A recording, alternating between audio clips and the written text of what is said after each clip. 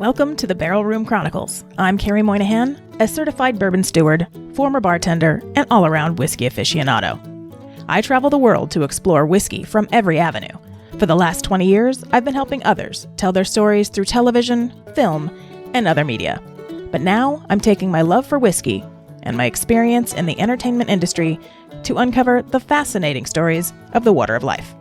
So kick off your shoes, pour yourself a dram, and join me for this episode of Barrel Room Chronicles.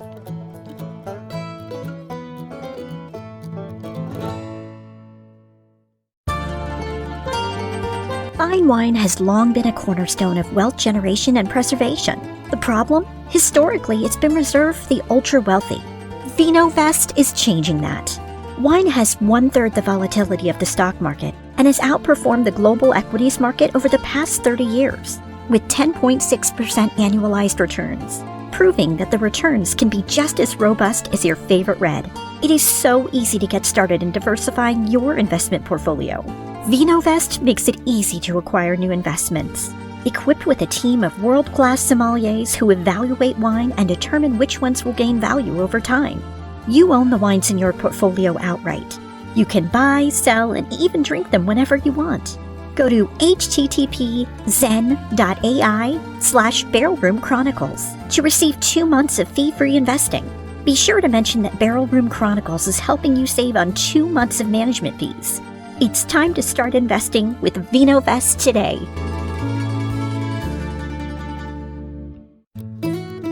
It is 5 o'clock somewhere, and you've tuned in to episode 9 of BRC. For those of you who'd like to watch this episode, it's available on our website, YouTube, and Spotify. In today's Tales from the Still, we'll talk to John Ralph about the 2022 San Francisco World Spirits Double Gold winner, Mad March Hare, and the origins of Irish Poitin. Then later in the show, Chef Louise Leonard will tell us about Red-Headed Mary. Stay with us. Hello there, this is Carrie Moynihan, and we are here at the Barrel Room Chronicles with John Ralph of the Mad March Hare Irish Poitin. So today we want to get to know John a little bit better. We're going to ask him what his whiskey journey is all about, or his poitín journey, and how he's managed to become where you are today, John. And where were you born? Where did you grow up? And did you see yourself in this industry when you were just a little lad? Well, I mean, that's how long do we have on this to tell that story? But no, look, number one, thanks for having me today. I'm always excited to get on and talk about our products, in particular Mad March Hare. I mean, Irish Poitin is something that's quite a close to my heart. But I guess to give you the full story, I was actually born in Texas, of all places. Wow. I know my accent wouldn't really tell you that. But my mum and dad, mum's English, dad's Irish. They were here. My grandfather was working with chemical engineer at BP. Long story, I popped out. The stork dropped me off when they were living here, and they were quite young. And then they decided it's hard to raise a kid on their own in America. So they moved back to Ireland, I think, 3 or 4 months after I was born. So I never quite got to pick up that Texas twang. Nice. But yeah, I mean, look, the whiskey industry, the liquor industry in general, I think it's something that comes quite naturally to Irish people. It's kind of one of those things, eh? But yeah, I mean, my journey's was an interesting one into the booze industry as such, as we might call it back home. But I set up a rickshaw company when I was 16 years old, and through that, rickshaws are things that carry people around in the back. You run around, drop people off at nightclubs and bars. Kind of that was my introduction to the world of nightlife as such, and I ended up through that setting up the energy drink distribution, and energy drinks turned into alcohol. And then we started importing premium spirits to Ireland, sort of being the sort of first premium spirit importer. And we got the distribution rights to brands your listeners might know: Kettle One, vodka, Patron tequila, brands like Campari, Buffalo Trace, a number of sort of very significant global brands, or significant brands here in the US, but maybe not so quite small in Ireland, let's say. So we were kind of the pioneers of the whole premium spirit cocktail culture. I'll keep the story short because it could go for hours. But no, so back then, sort of, we built this really cool company with all these great brands. If we were in the United States, we'd be a multi-billion-dollar organization. In Ireland, a little smaller. And then sort of 2008 came along, and obviously the global financial crisis decimated the world, but not many places were hit as hard as Ireland. And at that time, we were selling, we were going to bars, we're selling Patron margaritas for $20 or €20 a drink. And then Ireland ran out of money very quickly. So all of a sudden you went from having consumers drinking Patron margaritas or Kettleman martinis. They were then moving to €3 pints of Guinness. And that was a very rapid transformation. So we, at that time we made our changes to the business. We adapted with the challenges. But around that time, I actually started a distribution business in China. So what we were doing in Ireland, my friends who were living in Shanghai wanted to do the exact same thing. So I said, hey, let's do that. And I'll go in with you rather than just advise you. I'll be a partner. And with that, we brought all the brands. And so I'll get to the story. This is just to give the background quick enough. No, this is good. Very interesting. And so, look, I started taking the opportunity to fly out to Shanghai every couple of months for a inverted commas board meeting, which was just a great excuse to get out of Ireland and go party in Shanghai for 10 days. And then about 2 years in, I was like, you know what? Shanghai is a lot more fun than Dublin is these days. And so we sold off the distribution rights in Ireland, and I got on a plane to Shanghai. And whilst I was there, I started, obviously we're supporting our growing distribution business out of China. This is 2011. And then I was doing a bit of consulting work for other brands in the Asia Pacific region. And I was living with a gentleman by the name of Jonathan Egan. And Johnny Egan and I were friends from Ireland. And if you know our business, we now own a whiskey brand called Egan's Irish Whiskey. So that'll give you a quick start on that part. But really, we started Egan's together, and then I started a brand called Cocalero. And Cocalero, we launched it into Korea initially, but we really got our success when we hit Japan. And Cocalero now is the number one imported liqueur in Japan. We're bigger than Jägermeister. We're bigger than a lot of major brands that you see over here. And that's really the sort of backbone of our business in terms of it gives us the sort of resources and the sort of reach to do passion, where the true passion lies. And that's where we get to Mad March Hare poitín. That's the background in as abridged and short version as possible. I'm sure anyone else has heard me tell this story for many hours longer, but that's how I got to where we are today. That's very cool. So one little thing, what was the passion? Did the passion come in from riding the little bicycle thingy, or? Yeah, I think it was probably one of these sort of natural transitions. You start to see, I think it was, you start to get involved in the on-premise. And then, whilst I never bartended, I was always very active with the bartender community. I must have done tons and tons of events because when we were starting our business in Ireland, we couldn't afford to hire bartenders. So I quickly learned how to make cocktails, and that gave me a certain appreciation for the trade. So I think going through all of that kind of just gave me this sort of love of drinks and the social aspect of it, the fun. It's one of the most, it's a very lifestyle industry in some respects, right? It's hard work. It is a challenge.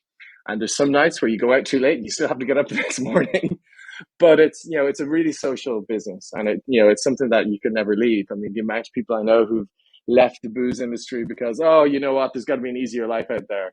And you'll find them within 6 months back in doing another job somewhere. So it is that just fun, just sort of engaging industry, very, very person based, For sure.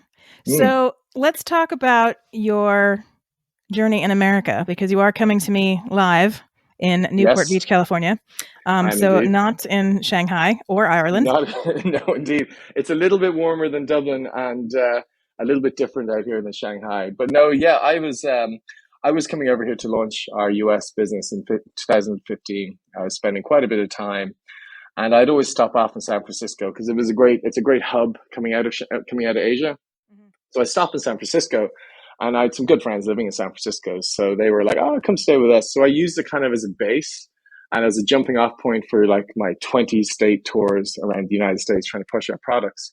And then an opportunity came up. San Francisco is a very expensive city, and they were like, "Oh, why don't you rent a room? There's a room available." I'm like, "Sure, let's do that." And then someone else moved out. I said, "Hey, let me take the second room because I like this place and it's rent controlled and cheap." Right? So, which was unique. Well, it's not unique in San Francisco, but it was a lucky find in San Francisco. Yeah, it's definitely a lucky find.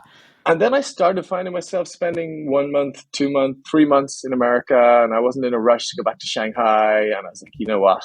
I think I'm going to move to the US. And our business was starting to get a bit of traction, and things were starting to happen over here. And so, yeah, I took sort of the decision around sort of mid 2015 that I would call San Francisco home. And I'd been some people probably thought I was living there for a year at that stage, to be honest with you. But, I was there for 6 years and, 6 years, late 2020. And obviously the pandemic hit. And pre-pandemic, I would have been traveling, building our global business, traveling over 200 days a year. And so, one of the things about San Francisco, you don't realize before you live there is the weather's not so hot, right?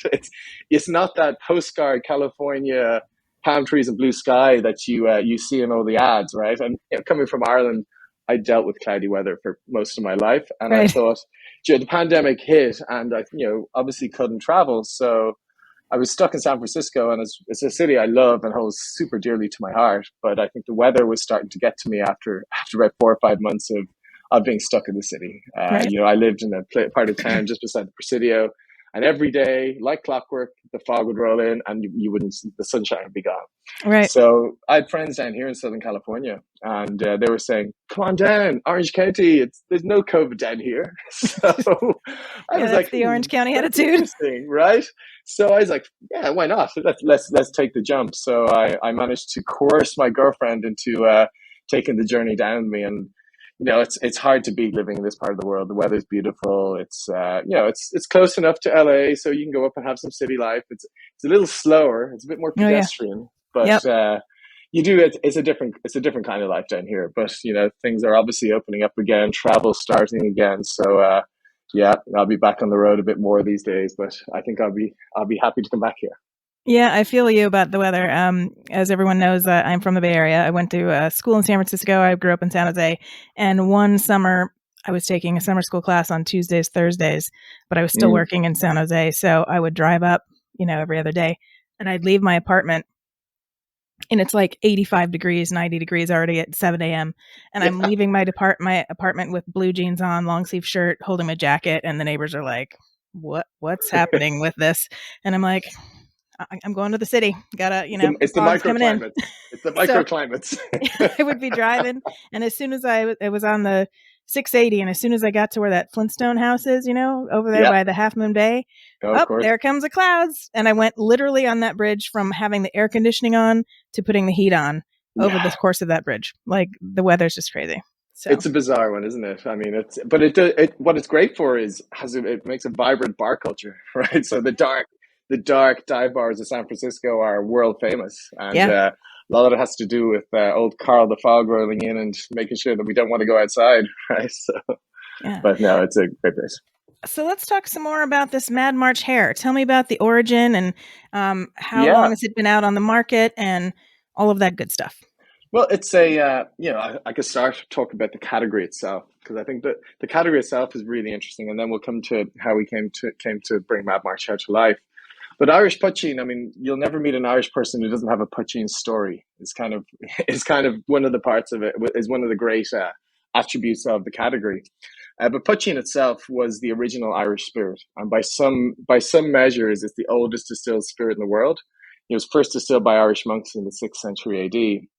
And in fact, the earliest sort of mentions of barrel aging comes from Irish monks storing their poitín in barrels as they travel, and then noticing it change color, change taste.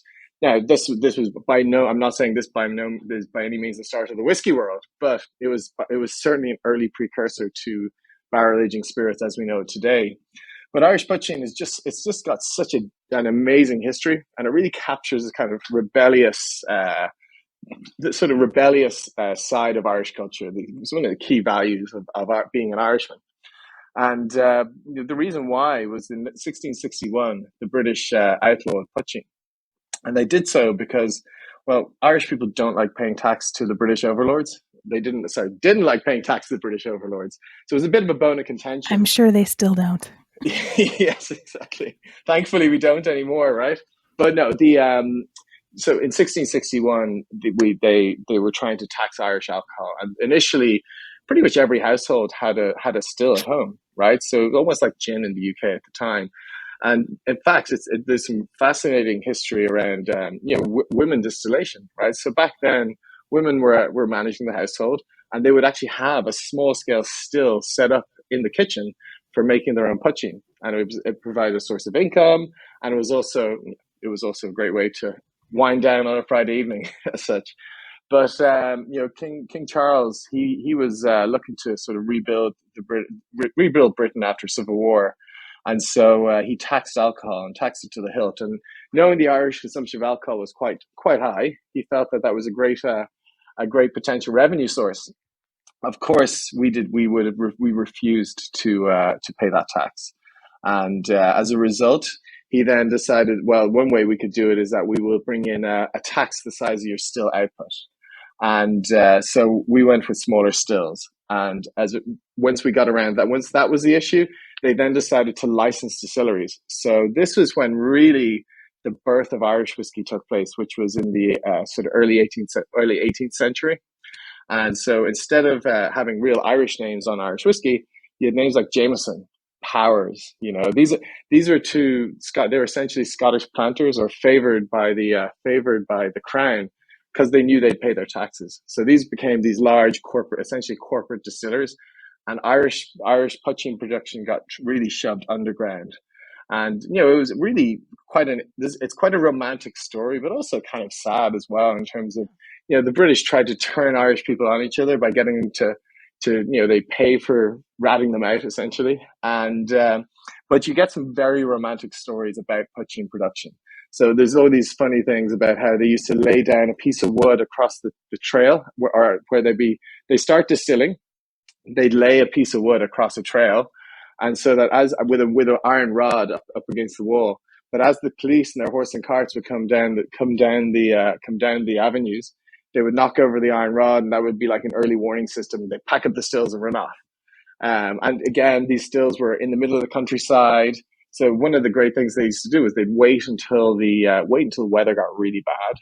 And then, so once the wind is coming in hard and the rain is coming in sideways, they fire up the stills, because you wouldn't have that telltale smoke drifting up into the air, which was kind of like an announcement. Right. And of course, here we are. In Ireland, come get us. Yeah, in Ireland we get plenty of wind and rain, so we were able to distill quite regularly.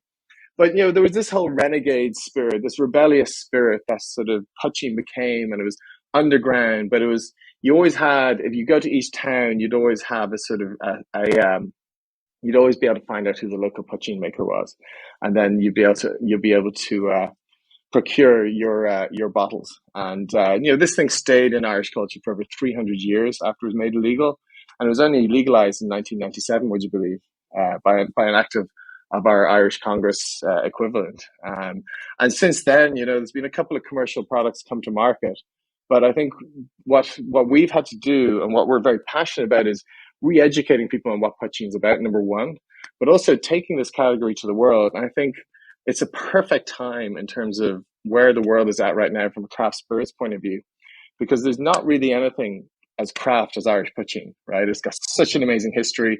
It's got such great production credentials, and everybody loves Irish spirits. I mean, I'm not just saying that because I'm Irish, but you look around the world. And I'm not just saying you're right because I'm Irish. Yeah, exactly. So we have, I think, what we have within the poitín category is a really interesting opportunity to sort of bring this to the world and get consumers passionate about it. And we've done it on a really small base, right? We've done it in little pockets, but we have some really passionate fans of the brand now. And, we're, hopefully that'll turn into more and more and more over time. And we always look at mezcal as kind of like a great example, because mezcal is tequila's more authentic, sort of illicit cousin. And so what I always say to people, particularly in the trade, to help sort of understand where we want to position ourselves, we want to be to Irish whiskey as mezcal is to tequila. So Nice. It's more authentic, edgy, illicit cousin. And that kind of gets people to go, oh yeah, I understand that. And then we get into this discussion around it. So Mad March Hare is a brand I created with a good friend of mine. We initially actually created in partnership with a potato distiller in Dublin. Okay. And so I'll tell you two sides to how this whole thing came about. So there's the sort of more boring business side of it, and then there's the sort of more, how we've sort of crafted it into a brand. But from the business perspective, so I was back in Dublin, and I was asked to go visit this large potato farm on the north side of Dublin, and they were saying they wanted to get into a poitín. They want to get into distilling, and they'd love to make a poitín. So I was like, oh, another Irish company looking for me to do a bit of free consulting because I'm back from China and I've got international business. It's a classic thing with us Irish people. Anyway, so I went to meet them, and very impressive organization. I'm blown away by the scale of their business, the professionalism of it. And I met the two main farmers, the owners, and we were talking about, building a distillery, etc. And they pointed to the field where the distillery, they wanted to build the distillery. And I joke, I am not lying at all.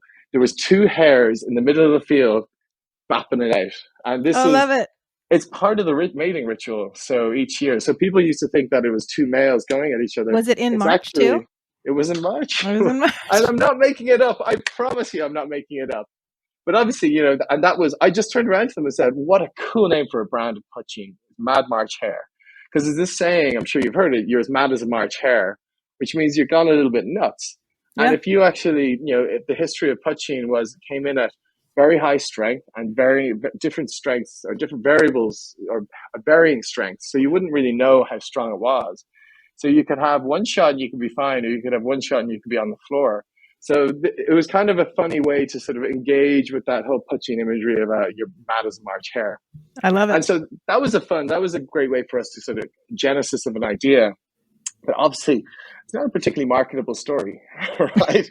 It's fun. It's something it sort of gives a good story. But one of the things, the way we decided we'd bring this to life from a brand perspective was we talked about how people, the crazy poitín distiller. So he'd be sitting at the bar, waiting for the bad weather. But as soon as the bad weather would come out, old Paddy, or whatever we want to call him, or John, we'll call him for the sake of this interview, he would run down the street super excited because the rain was coming in sideways and the wind was blowing hard, and everyone used to go, Jesus, he's mad as a March hare. And that's kind of the way we wanted to try and bring the brand to life. And actually, getting deep into it, hares are such a important part of Celtic mythology as well. So we can really play into that. And, hares are cool. They're cool animals. They're big. They're kind of, and there's a great history to them. So, yeah, I think that's kind of the genesis and the sort of origin of the brand. What year was that you guys decided to look upon the field to see the rabbits out there? That would have been 2014. Okay. So we spent 2014. We didn't launch until mid 2016. And we originally launched with totally different packaging. So we were very, we felt that this was the brand we're going to take consumer first. And we were really thinking that this is going to get consumers into it. So we took it at 40%, and we came with a sort of very playful, lively package, we call it. We had two hares on the bottle that were kind of very, they had glasses on, they had top hats, and, it was Alice in Wonderland-y almost in terms of the, Mad Hatter's Tea Party. So we were trying to play into that because I thought it was quite engaging from a consumer point of view. And it was. People loved it. But we thought, as we were developing the brand on further, poitín not quite there at the consumer level yet. So what we said, we needed to probably, have a rethink about how the brand is positioned, and position it more at the bartender, more at the on-trade, which meant leaning more heavily into sort of some of the sort of more traditional aspects of the brand, and giving it a little more of a sort of craft feel as opposed to a very consumer feel. And so that's what you see on it now. Our hares look more like they're sort of Celtic paintings as such, or you find them in a cave at Newgrange. Right. And that's the direction I think, as we are building this category from the ground up, we really need to just work hard with bartenders, get people educated, and sort of bring consumers on a journey as such. Very cool. And so how long has it been in America? We launched it in 2016. So America and Ireland were the first two markets we brought it to. And look, we had varying degrees of success as we got going. Poitín, I think, when you're a drinks marketeer, you think that everyone should know what you're doing and everyone should get it. It's so easy. It just makes sense, right? And it just took a lot more time, a lot more education, a lot more, investment into really, just talking to people. To really get this thing off the ground. So we initially went probably a bit wide in terms of opening up maybe 7 or 8 or maybe 15 states. I think it was actually when we got there.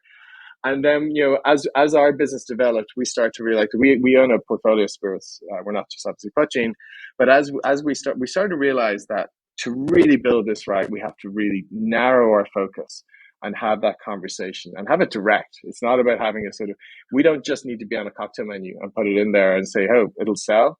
We need to get in there, train the bartenders, talk to consumers, run the promotions. So that all costs a lot of money, and we're not a multinational drinks company. So we focus in on, we're staying very focused now on, the education is number one to us, and then making sure we get product into people's lips, because this thing tastes good, right? That's It does. I was just things. tasting it. It's delicious. It's very smooth, and it's really good. Yeah, I mean, the key thing when you're talking about poitín, it really it's all about the distiller, right? So, whiskey, you can be a bad, and I'm not saying this anyway, but you can be a bad distiller and hide it with your cask selections, right? Right. Now, if you can't get it right off the still, then you're in trouble. This thing comes off about 65% alcohol, and then we cut it with water. We do rest it for some time in steel tanks, just to let this all the chemical processes, actually, which is technical, but let them sort of settle and mellow, and then we put it into a bottle. But on the nose, it's like if I'm sure you've walked through many a distillery. Yes. But when you get to the spirit safe at a distillery, you get those really sort of pungent vapors that come off that, and that is, it's like the malt. And you would expect, if you've tasted new make whiskey come off a still, and particularly here in the US, like a White Lightning, something like that, you're expecting fire and sort of really rough edges.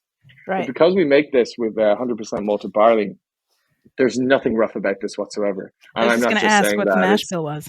It's 100% malted barley, and because of that, it just has this natural sweetness to it. It does. It just finishes and it just lingers there for ages. I'm gonna have to taste it with you here. Oh, so good. So, where do you grow the barley in on that same farm? No, unfortunately, we don't have a vertically integrated business there. We didn't end up following through with the farmers on the project. Oh, that's sad. But I was sad. Like, they were really good guys. But some spirits industry is an interesting space to get into. Going from agriculture spirits is not everyone's cup of tea, let's say. But we had done all the work, and we were like really passionate about this project, so we brought it to life. But to do so, we worked with another distiller, and in some ways, it was much more fortunate we did that, because we went with a traditional malted barley mash bill. So rather than using potatoes, we just went 100% malted barley, and it just tasted fantastic. And that was really Where is the distillery located, and are you guys going to progress into whiskeys as well, or no? Well, the distillery is located in the metropolis of West Cork, in a place called Skibbereen. So it's way out. It takes you 3 hours to get from Dublin to Cork, or maybe 2 hours with the new roads, and then it's a further 3 hours from Cork City out into the far west of Cork, and it's a beautiful part of the world. But yeah, no, we make it with in partnership with West Cork Distillers. They're a great partner. They really know their stuff. But in terms of whiskey, we already own a whiskey. We have Egan's Irish whiskey, which is we're more into the from a whiskey point of view, we're a bonder and bottler. So we buy up a number of distilleries, we finish it in different casks, we lay down our own new make and things like that. And with Mad March Hare, because there's no aging, what we've done is we've developed with the master distiller a specific process in terms of how we finish this, or not how we produce this. So it's triple distilled, takes it up to about 65% in copper pots, and then we, as I said earlier, we rest it in tanks for a certain amount of time until it's perfect. So awesome. It sounds like it shouldn't have too much of an effect on the product, but it really does. It's really important that last. This is one of the best stage. Poitíns I've had. It's very good. Thank you very much. And I'm a big single malt barley lover. Yeah. So I can totally taste. That's it, isn't it? I can totally taste the barley in here. Now, you guys also sent over some mule bitters, which I'm going to pass off to Chef Louise. Classic. It's your classic, like your Moscow mule, but we call it obviously the Mad March mule. A bit of alliteration there. But no, we have we actually developed this specifically for a mule. So we worked with a small boutique bitters maker in Dublin. So it's made obviously with our poitín base, and then we add in loads of different botanicals, and it's steeped. I think it takes about 120 days to make a batch of this. Oh, I'd love to wow. tell you How all of big the is it? ingredients in here. How big is the batch? Tiny. Well, I think we made about 1,000 bottles of this, and really it's more for, again, our investment in education and investment in sort of bringing consumers into the journey. And I think making a bitters that really complements our mule recipe just really elevates the experience. No, So I just put a dash in my. It's got like it's almost a licorice. The cloves, I think, is probably and cloves, one of the key things. Licorice and cloves smell. But it's again, look, these are just things. As I say, we just want to really sort of help educate people and bring them into the poitín world. And personally, my favorite cocktail with it is making like a sour. It just works just incredibly well with that citrus. Could you sort of place your whiskey from a whiskey sour in there, and it just boom. But Moscow mules are a big drink at the moment, and we obviously tried it when we were doing all our recipe recipe evaluation, and it just really sort of excited us, and so we came out with the bitters just to support that. Yeah, no, it's a beautiful bitters. I can't wait to try it with other things and to get the ginger beer, because I will definitely want to try that, and I know that Louise will have fun with this. So, what is the next step for the Mad March Hare? Well, look, we actually, it's funny, during COVID, we had to obviously change our approach because we're an on-premise centric company, right? So just in general with our portfolio, and even more so with a product like Mad March Hare, because we needed to build that base, get people educated on it. But it's funny enough, we launched it into our e-commerce channels. And funnily enough, there were a lot of people in America that wanted to buy poitín that could never get a hold of it because retail distribution was extremely limited. Right. So that kind of opened up a whole new world to us in terms of having that direct consumer communication and conversation. So our next sort of phase of development now is we're restarting our on-premise activity. So we're getting out into the bars again. We're talking to bartenders. We're really rebuilding that sort of interaction because during COVID, we had to prioritize. We're not a big company, so we don't have resources to throw everywhere. So we kind of had to prioritize our resources here in the US, and we, fortunately enough, found a new niche within e-commerce. So we're going to continue to build on that e-commerce success. But now we've got, now it's time to get back into the on-premise and really start to build that as well. And that's coupled with making sure our home is doing well. So, Irish people, it's funny, Irish people are probably the last people to really get onto poitín, in a sort of, and I mean that in a embracing sense, right? So I remember we would do events in Ireland and we'd taste people and you say, do you want to try our new poitín? And they'd look at you like you had two heads. Because as I started the segment, most people's experience of poitín there's generally going to be a negative one. And not just a negative, I did 20 shots of tequila in Cancun and threw up, or spring break and threw up. It would go back to having a shot of it when you were a kid. I mean, I can tell you my personal experiences when I raided my parents' liquor cabinet. And I think I made what's called a dolly mixture when you're kids in Ireland. And you take a little bit out of every bottle. And there was this unlabeled bottle in the back. Sure enough, it was a bottle of poitín. And that was the one that was very pungent and came through. And I was definitely not well for a few days after that. I bet. But there's loads of people, there's loads of those stories. But once you break that, once you sort of get past that sort of challenge, people are like, they embrace it. And so it's very funny. Like we've done some events in Ireland where you'd have a slow start and then the thing would just take off. Because, once people get past this sort of, they know what it is, but they're scared of it. So once you get past that, right, it's a product that Irish people can be passionate about. And, I not to take a dig at our French colleagues, but, it's an actual Irish product. It's not owned by some French conglomerate or a Mexican conglomerate, et cetera. So, it's something that we think we can be supremely passionate about and really we really try and play off the, what's the word I'm going to use? Unashamedly Irish. And to the point where myself and actually one of the other poitín brand owners, Dave Mulligan, he owns a brand called Born. And so we actually got together a couple of years ago and we said, well, if we're going to really build poitín, and this is your point about where next, we really need to have the right home back in Ireland. Mm-hmm. So we actually opened a bar in Dublin called Bar 1661, which if you remember earlier, 1661 was the year that the Crown started to outlaw poitín. Right. And so we opened up a bar, and it was really to be, all about poitín, the world's first poitín bar. Now, we do have other Irish products in there and other whiskies, but it's really focused on, bringing poitín drinks to the fore. And is that in Dublin or Cork? Where is it? In Dublin. In Okay. Dublin, yeah. And look, it's funny, we that has been a huge stepping stone for really getting people to embrace poitín.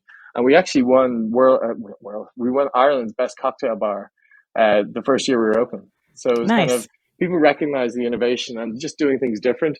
I think, as I said to you, Irish people are passionate about products they can really get behind. There's not much more. There's not a lot that's more Irish than poitín. So it's that's part of the journey, I guess. Yeah. So when did you guys open the bar? We opened it in March or April. Jeez, it was Good Friday anyway. So Good Friday 2019. Okay. And the reason we opened Good Friday is actually COVID. Just before COVID. We got a good year, and then obviously we had to shut the doors for a couple of months. The bar is still there. It does very well. We actually, I won't bore you with it, but we actually got into making to-go cocktails. Nice. And we turned it into a brand which has been super successful in Ireland in its own right. So it's actually bigger than the bar now, which is just part of the reputation the bar built, building poitín. Anyway. Very cool. Okay, now where can people buy this if they wanted to go to the e-commerce site? And then in what chains do you know are available in the US and in other parts of the world? It'll be on shopmadmarchhare.com. Okay. And that's our primary e-commerce store. And with that, we do regular giveaways and special deals and stuff like that. So if people want to check that out, that's the best way to get it in the United States at the moment. In terms of retail chains, we're not in any retail chains at the moment because we kind of pull back out of a lot of the traditional distribution. We were with Specs in Texas, and we were in spots of retail distribution. But for us, we're going to take our time, do it right, which means building the on-premise first. Once we get it right in the on-premise, then retail will happen, right? So we're not going to rush it. We're not going to push it out onto the shelves until we know it's going to sell. It's one of those key learnings we've had from doing this for a couple of years. Well, it is delicious. So anybody out there that is listening or watching, I highly recommend this. It's one of the best I've had. And, if you're a single malt lover, a barley lover, you're going to like it. Mm-hmm. Yes, indeed. Thank you. Thank you so much for coming and joining us today, John. And of course, we will catch up with you in the future and see how things are following up. Absolutely. Looking forward to it. And thank you for having me today. World of Wheezy is up next. Stay with us. If you like what you've seen on BRC, you'll love what's coming soon in the Barrel Room Parlor. As a member, you'll have exclusive access to various spin-off series, including The Cutting Room Floor and the Telly Award-winning series Kindred Spirits. To create your membership, visit www.barrelroomchronicles.com and click on Become a Member. Once you have chosen your membership level, you'll be able to enjoy all the extra content it has to offer. You'll even be able to participate with the show by commenting on videos and other posts. Don't wait. Sign up today for exclusive content in the Barrel Room Parlor. Well, good morning, good afternoon, and good evening, Louise. It's so nice to have you here on the show. And today we're going to talk about Mad March Hare. It was so interesting, and it was one of the best poutines that I've had in a very long time. So I just wanted to check in with you and see what you thought of it and see what you wanted to do with it today. I loved it as well. Might I say it's the first poutine that I have ever had. Wow. So there we are. The one thing that immediately upon tasting it, I wanted to use it in a version of a Bloody Mary. Oh. So, okay, hear me out, people. I have been doing a number of different styles of Bloody Marys with fresh squeezed vegetable juices. One of the ones that I normally do, I call the Red-Headed Mary. It is with fresh carrot juice and fresh ginger juice. So I made one with the Spirit, and it was bomb. Nice. Bomb.com. It was delicious. I made a fresh carrot ginger juice. I added fresh horseradish, a ton of black pepper, a little bit of fresh celery juice in there as well with the Spirit, I did not do any fresh chilies. Rather, I just used Tabasco straight from the bottle. Cool. And it was amazing. It was a very delicious morning beverage that I think if we had access to in any bar or brunch spot around the neighborhood, it'd be a huge hit. It was delicious. That's awesome. That's totally awesome. Is this a type of spirit that you think you would keep trying now that I've introduced it to you? Yes, for sure. I mean, I don't ever see it anywhere in Los Angeles. I mean, I feel maybe I'd find it more on the East Coast, being that there are more Irish people over there, but of course I would. I mean, yeah, you know me. I'll eat or drink anything. So bring it on. Awesome. Okay, great. Well, I'm can't wait to try that. Bloody Mary, red carrot juice. Red-headed Mary. Red-headed Mary. That sounds fantastic. Red-headed Mary. That's my drink. I love it. All right, Louise. Well, thank you so much for your insight on this and your recipe for that beautiful drink. And we will talk to you next week. Sounds great. For show notes on today's episode, please visit www.barrelroomchronicles.com. If you like what you heard, please rate and subscribe to the podcast. If you really liked it and want to show your support, buy us a whiskey through our Ko-fi site. If you work in the whiskey industry or run a whiskey bar or club, and you'd like to be featured on Barrel Room Chronicles, register to be a guest through our website. Thanks for joining me, and until next time, Sláinte. Barrel Room Chronicles is a production of First Reel Entertainment and is distributed by Anchor FM and is available on Spotify, Apple, Google, iHeartRadio, Amazon, or wherever you listen to your favorite podcasts.